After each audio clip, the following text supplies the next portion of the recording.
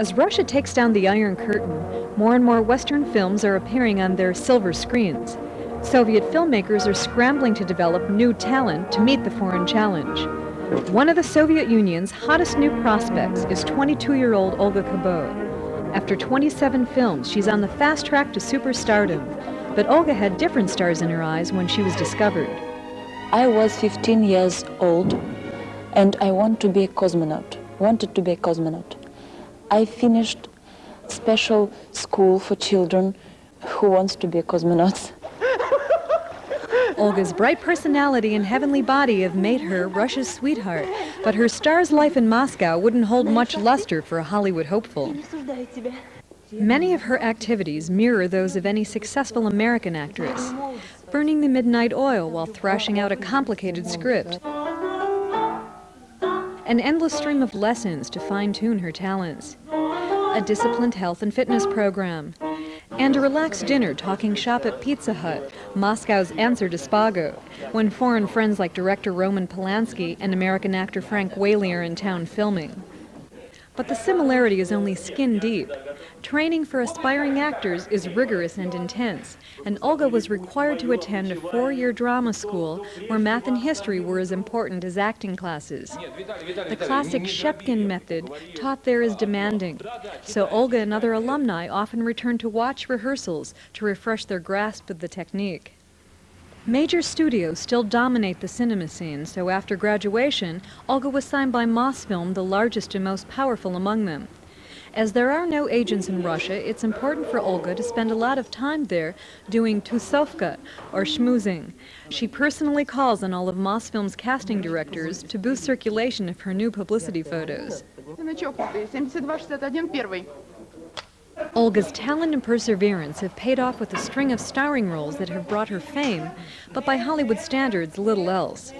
While she earns many times the average Russian's wage, her pay for top billing on a successful film is only around $1,000.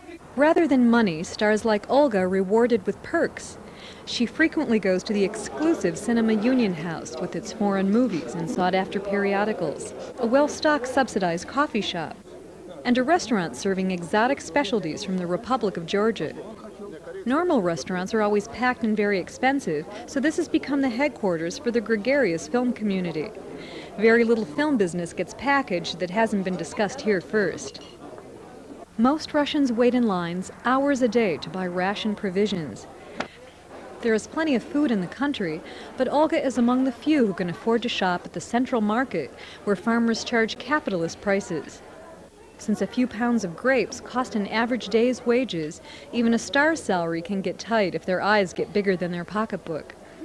I have no such problems because I must watch my weight and it's not very important for me to eat a lot.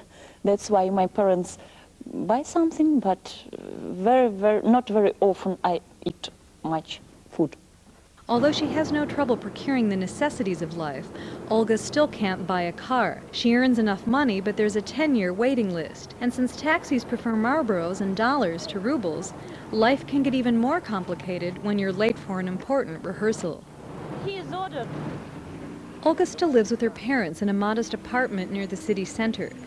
Getting her own place depends more on political friends than money, so until she's a superstar, she has scant hopes of moving.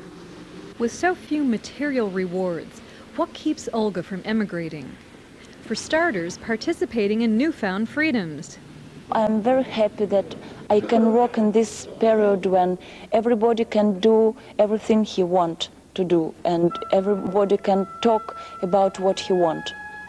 Olga and her colleagues can now make films that delight the public and send hardline censors reeling, like this popular film, Two Arrows, an erotic political satire set in prehistoric times. But there's a more fundamental reason why Olga stays in Moscow. I love my country, and I think that it's very important for everybody to have his own nationality.